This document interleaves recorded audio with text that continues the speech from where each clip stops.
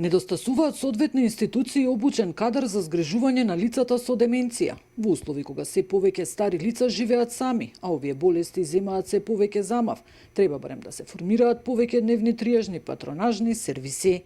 Ни фалат, прво, институции, установи. Дали тие установи ќе бидат за тотално згрижување или ќе бидат дневни центри, каде што луѓето ќе имаат некои активности, каде додека се роднините на работа ќе можат да се згрижат, каде што ќе има терапеути кои што ќе се обучени затоа што постои реминисцентна терапија, каде што пациентите низ фотографии, низ слики, низ настани го освежуваат својата меморија на некој начин, се обидуваме да вратиме нешто од меморијата или да пробудиме некој интерес. Терапија со музика, со некои активности, мануелни терапија.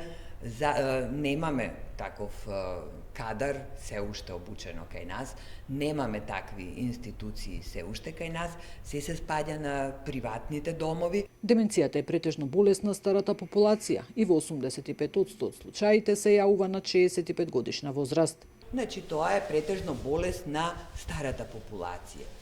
Имаме и деменција, имаме и неколку случаеви Охрид, имаме 10 на 20 случаеви кои се под 65 годишна возраст.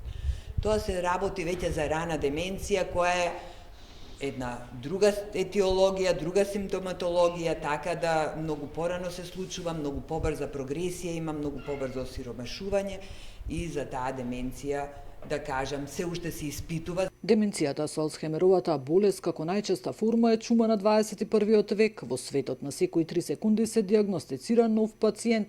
Податоците од 2020 година на светско ниво говорат дека 55 милиони жители се регистрирани на годишно ниво во светот од Алцхаймер.